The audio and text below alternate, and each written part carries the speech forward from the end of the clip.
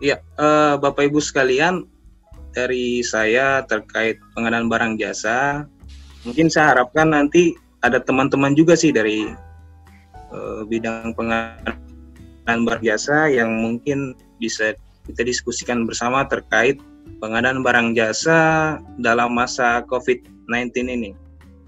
Ini juga informasi juga bagus buat teman-teman pelaku usaha, karena ada mekanisme yang mungkin agak berbeda dari biasanya terkait pengadaan barang jasa dalam rangka penanganan COVID-19.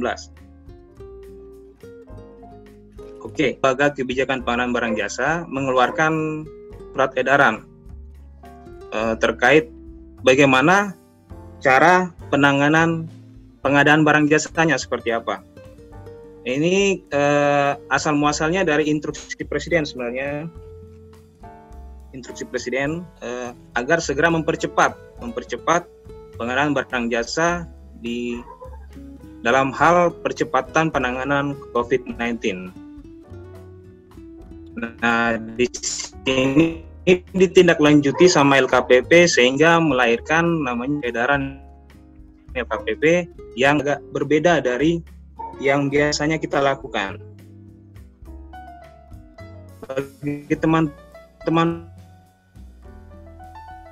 pelaku pengadaan mungkin karena sudah beberapa kali ada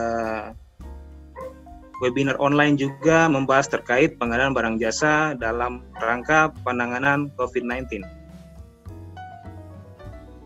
Nah, di sini sebenarnya dari sisi pengadaan barang jasa pemerintah ada beberapa jenis, bukan cuma barang, ada konstruksi, ada jasa konsultan, ada jasa lainnya. Tapi khusus kali ini dengan waktu yang singkat saya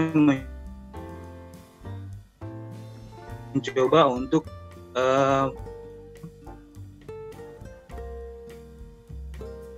penanganan COVID-19.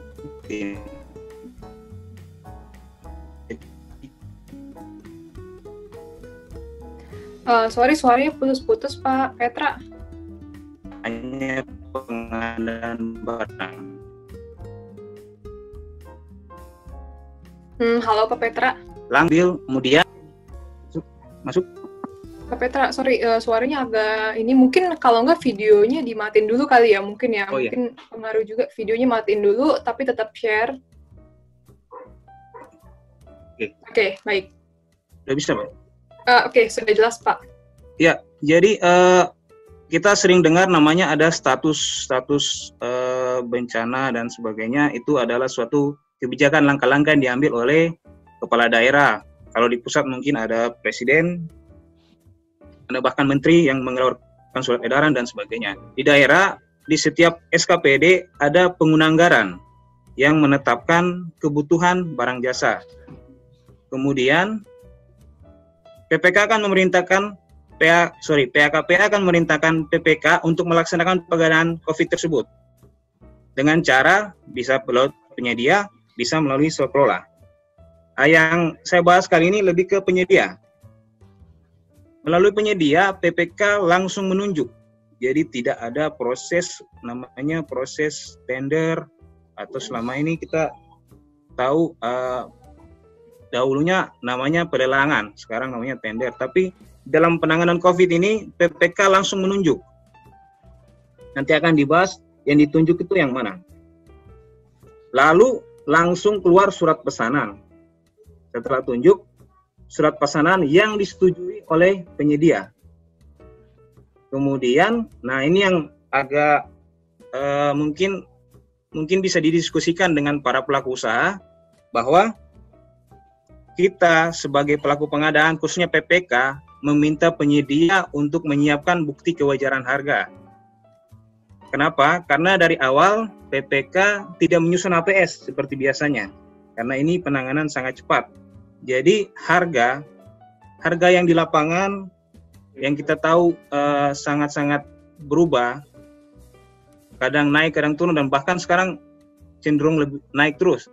Nah, ini akan kesulitan PPK untuk menyusun HPS, sehingga dalam penanganan COVID ini tidak ada penyusunan HPS. Jadi walaupun harga perkiraan belum ditentukan, kita bisa menunjuk penyedia, PPK menunjuk penyedia.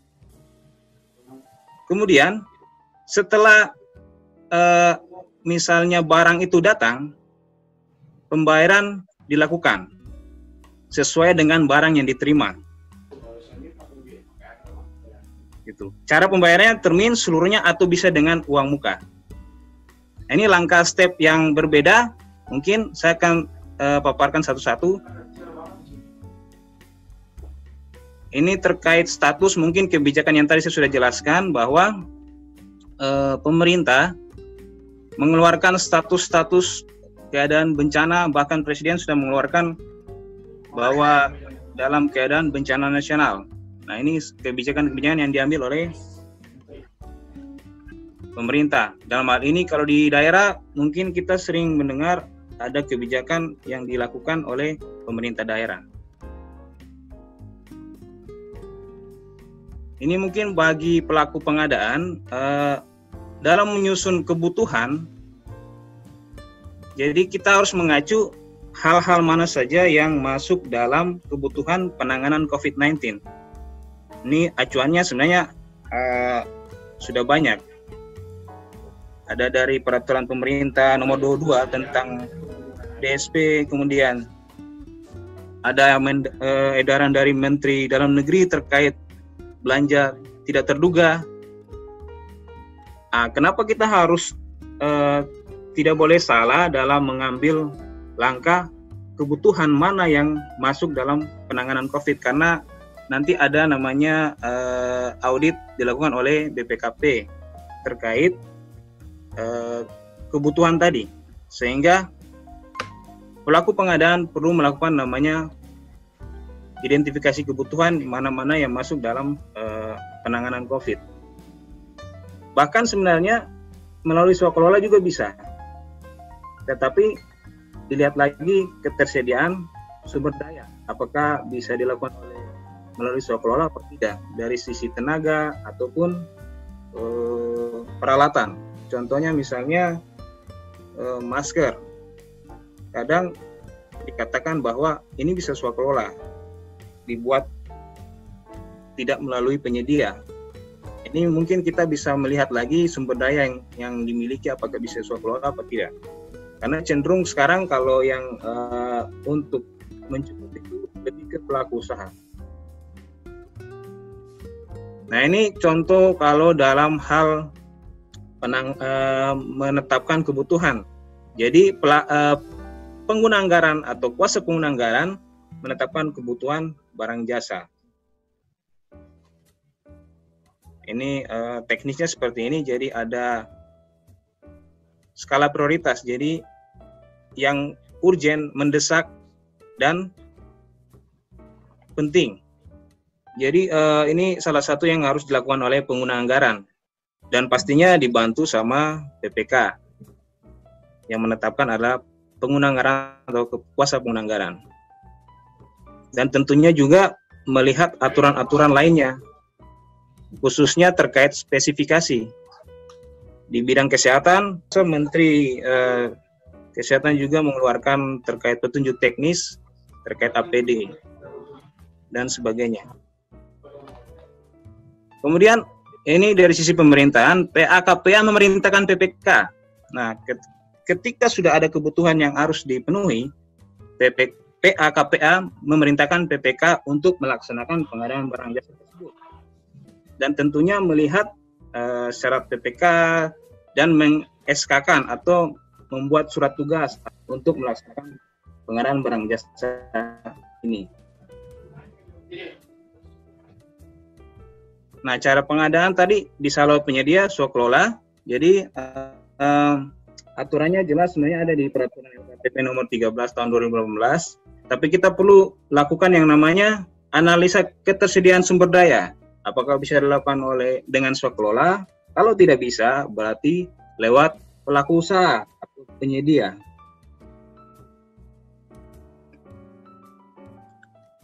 Ini dalam hal kita melakukan melalui pelaku usaha atau penyedia. Yang tadi saya katakan, penyedia langsung ditunjuk. Siapa yang ditunjuk? Berdasarkan surat edaran LKPP nomor 3 tadi, ada 2 yang bisa ditunjuk. Yang pertama, pernah menyediakan barang jasa sejenis di instansi pemerintah, jadi pernah berkontrak dengan pemerintah, dianggap sudah memiliki pengalaman mengadakan barang sejenis tersebut, misalnya pengadaan masker. Penyedia tersebut pernah berkontrak dengan pemerintah, jadi ada peluang untuk ditunjuk oleh PPK. Yang kedua, bisa juga menunjuk yang dalam hal ini dalam pengadaan misalnya alat kesehatan tadi, kemudian pernah menjadi penyedia dalam katalog, pastinya bisa ditunjuk. Bagaimana kalau tidak ada? Kalau tidak ada, kita mengacu lagi ke peraturan LKPP nomor 13 tahun 2018. Penyedia yang terdekat yang sedang melaksanakan kegiatan SNIS bisa juga, atau pelaku usaha lain yang dinilai mampu oleh PPK. Nah, pastinya penyedia yang tadi ditunjuk pasti diundang untuk diberikan informasi dulu pastinya. Tidak mungkin, belum tentu juga penyedia akan kebutuhan kita apa, pagu anggaran kita bagaimana. Jadi memang belum ada HPS dalam COVID, pengadaan barang jasa dalam penanganan COVID. Jadi walaupun harga perkiraan belum ditentukan oleh PPK, PPK bisa menunjuk penyedia. Sehingga setelah itu terbit namanya surat pesanan. Surat pesanan kalau di dalam peraturan Presiden nomor 16 yang biasa kita gunakan pengadaan, itu merupakan salah satu bentuk kontrak.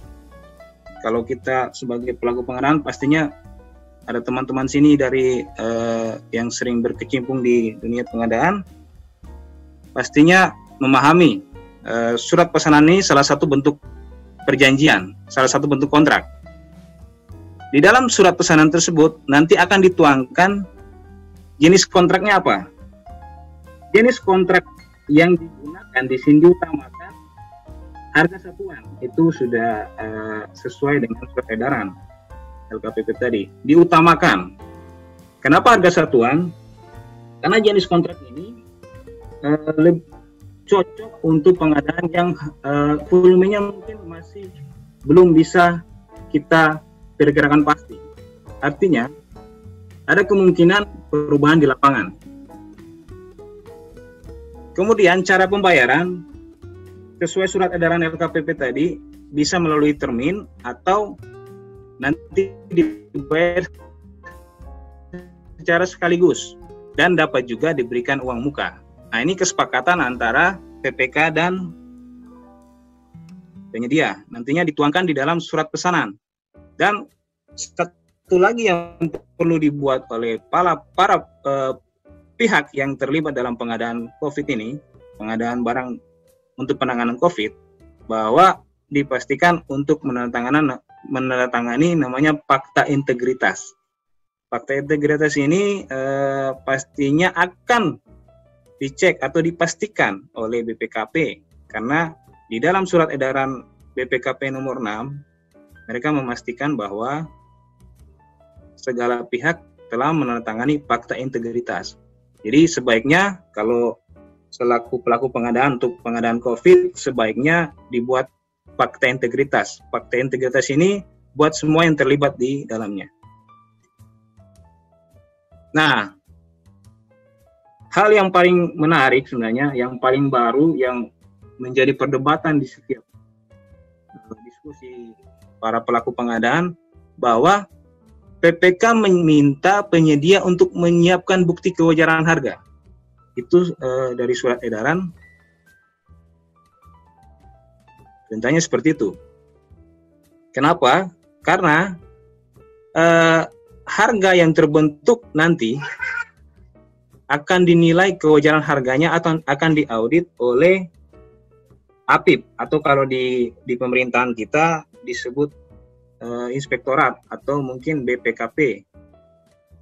ini sudah alurnya seperti ini. Jadi alangkah lebih baik di sini disebutkan menyiapkan. Jadi bukan diminta. Penyedia menyiapkan. Ketika diaudit bisa dijelaskan. Memang agak, saya belum tahu dari pihak penyedia atau pelaku usaha, kalau melihat seperti ini mungkin menjadi diskusi juga nanti, apakah yang diminta ini bisa dipersiapkan atau tidak. Karena kalau kita bicara harga yang akan disepakati bersama ketika sudah menjadi kontrak, pastinya akan dicek kewajaran harganya oleh auditor. Dalam hal ini APIP, itu Inspektorat dan BPKP atau BPKP. Nah, mereka melihatnya dari bukti kewajaran harga. Jadi kewajaran harga maksudnya, misalkan harga suatu barang itu 10 juta per buah. 10 juta ini harus bisa diceritakan bagaimana bisa muncul sehingga para auditor menganggap ini wajar harganya. Itu yang dimaksudkan pembuktian kewajaran harga. Karena PPK sendiri pastinya tidak akan memahami di lapangan seperti apa sekarang harga yang sangat bervariasi dalam kondisi sekarang. Sehingga bisa saja harga di distributor, kalau beli distributor atau beli di tempat lain mungkin akan berbeda. Nah, akan ditelusuri apakah perbedaannya di mana. Mungkin ada ongkos lain, ada komponen apa di situ. Misalnya kalau harga di situ bisa saja, kalau di saya mungkin tidak ada harga instalasi, makanya lebih murah, misalnya seperti itu. Atau di tempat lain, ada biaya kirim, ada biaya operasional, ada biaya ini. Itu yang mungkin yang bisa dibuktikan. Kalau misalnya harganya sekian karena begini Pak, seperti itu. Kewajaran harga yang dimaksudkan bisa dibuktikan secara bisa dipertanggungjawabkan datanya. Itu yang mungkin dibutuhkan oleh PPK. Karena kewajaran harga ini adalah tanggung jawab di sini merupakan tanggung jawab penyedia nanti untuk menyiapkan dan untuk ditanyakan nanti seperti itu.